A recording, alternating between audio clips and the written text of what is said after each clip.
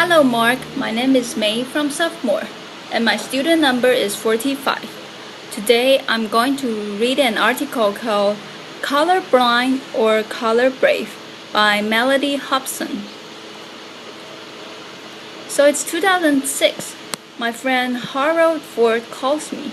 He's running for U.S. Senate in Tennessee, and he says, "Mellody, I desperately need some national press. Do you have any ideas?" So I had an idea. I called a friend who was in New York at one of the most successful media companies in the world, and she said, "Why don't we host an editorial board lunch for Harold? You come with him." Harold and I arrive in New York. We are in our best suits. We look like shiny new panties. And we get to the receptionist and we say, "We are here for the lunch." She motions for us to follow her. We walk through a series of corridors, and all of a sudden we find ourselves in a stock room, at which point she looks at us and she says, "Where are your uniforms?" Just as this happens, my friend rushes in. The blood drains from her face. There are literally no words, right? And I look at her and I say, "Now, don't you think we need more than one black person in the U.S. Senate?" Now, Harold and I applause. We still laugh about that story, and in many ways, the moment caught me off guard. But deep down inside, I actually wasn't surprised. And I wasn't surprised because of something my mother taught me about 30 years before. You see, my mother was ruthlessly realistic. I remember one day coming home from a birthday party where I was the only black kid invited, and instead of asking me the normal motherly questions like, "Did you have fun?" or "How was the cake?" my mother looked at me and she said, "How did they treat you?" I was 7. I did not understand. I mean, why would anyone treat me differently? But she knew, and she looked me right in the eye and she said, "They will not always treat you well." Now, race is one of those topics in America that makes people extraordinarily uncomfortable. You bring it up at a dinner party or in a workplace environment. It is literally the conversational equivalent of touching the third rail. There is shock, followed by a long silence, and even coming here today, I told some friends and colleagues that I plan to talk about race. And they warned me. They told me, "Don't do it," that there be huge risk in me talking about this topic, that people might think I'm a militant black woman and I would ruin my career. And I have to tell you, I actually for a moment was a bit afraid. Then I realized the first step to solving any problem is to not hide from it. And the first step to any form of action is awareness. And so I decided to actually talk about race.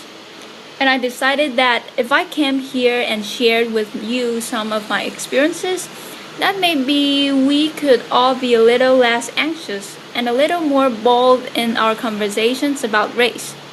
Now, I know there are people out there who will say that the election of Barack Obama meant that it was the end of racial discrimination for all eternity, right? But I work in the investment business, and we have a saying, "The numbers do not lie." And here, there are significant quantifiable racial disparities that cannot be ignored in household wealth, household income, job opportunities, healthcare.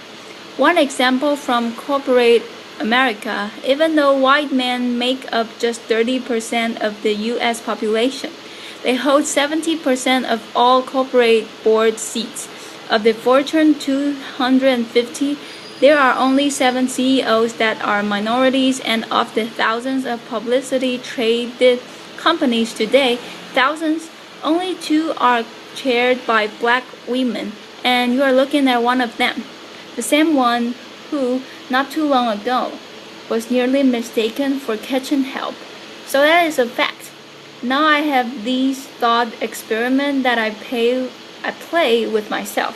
When I say, imagine if I walked you into a room and it was of a major corporation like ExxonMobil, and every single person around the boardroom were black.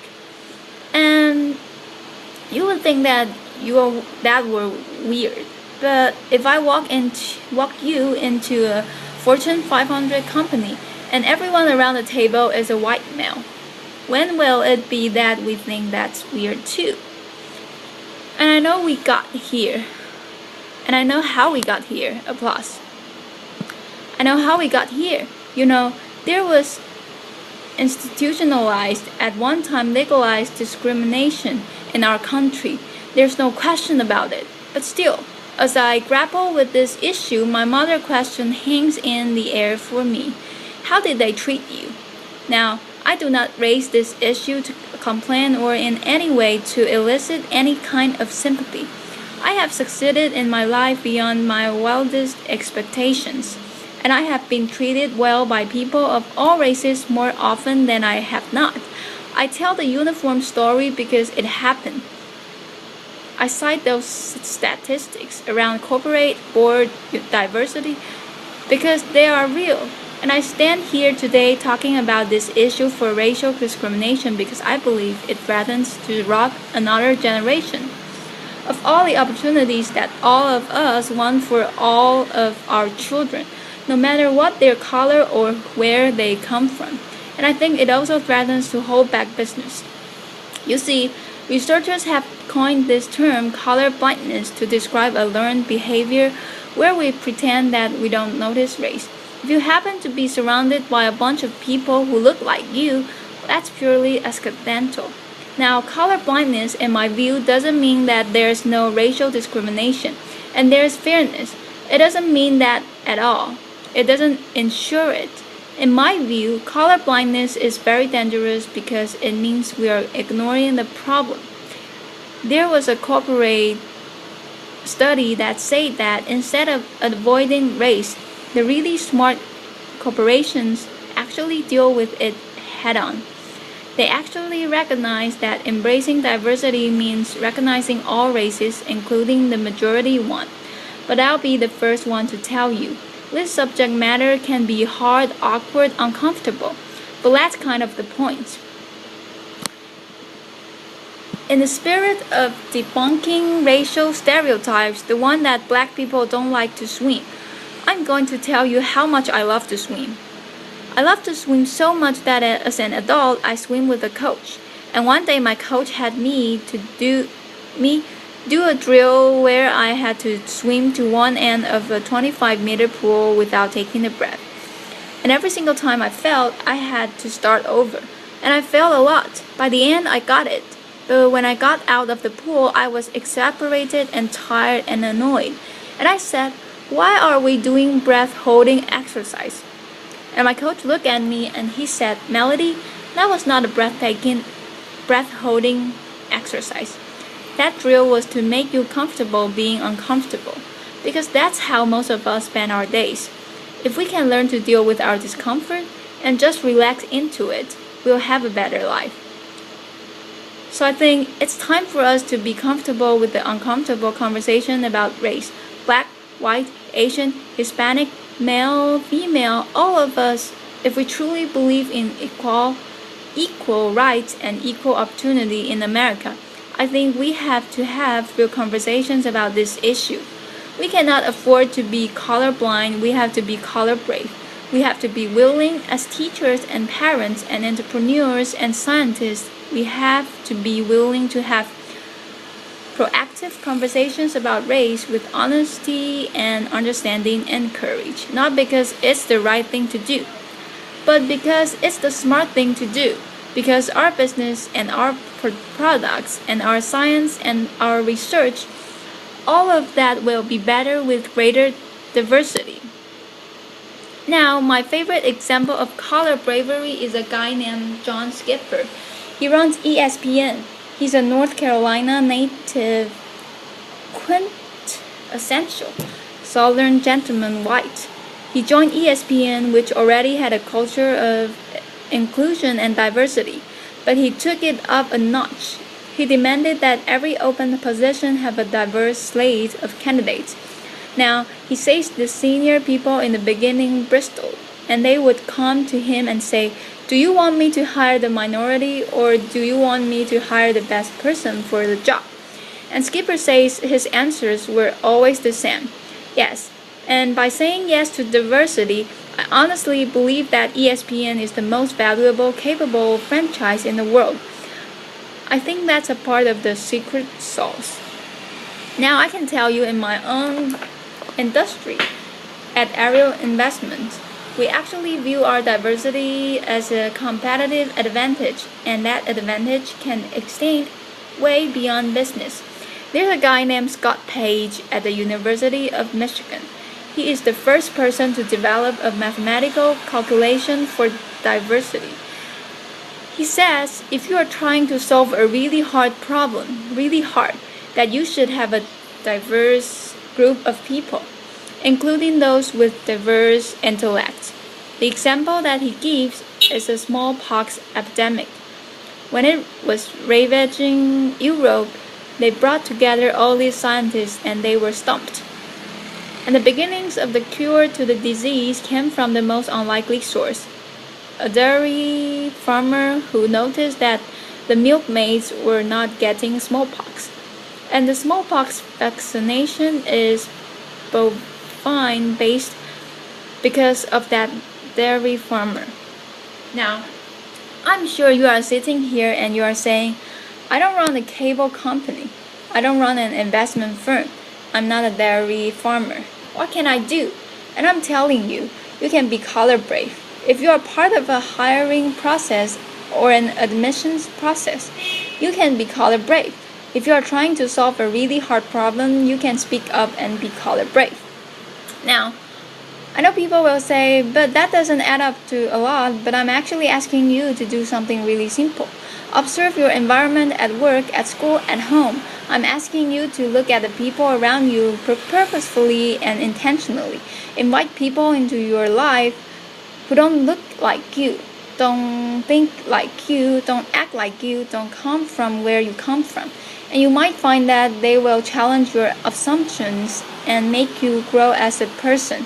You might get powerful new insights from these individuals, or like my husband, who happens to be white, you might learn that black people, men, women, children, we use body lotions every single day. Now, I also think that this is very important so that the next generation really understands that this progress will help them, because they are expecting us to be great role models. Now, I told you, my mother, she was ruthlessly realistic. She was an unbelievable role model. She was the kind of person who got to be the way she was because she was a single mom with 6 kids in Chicago. She was in the real estate business where she worked extraordinarily hard, but oftentimes had a hard time making ends meet. And that meant sometimes we got our phone disconnected or our lights turned off, or we got evicted. When we got evicted, sometimes we lived in these small apartments that she owned, sometimes in only 1 or 2 rooms, because they weren't completed, and we would heat our bath water on hot plates. But she never gave up hope, ever, and she never allowed us to give up hope either.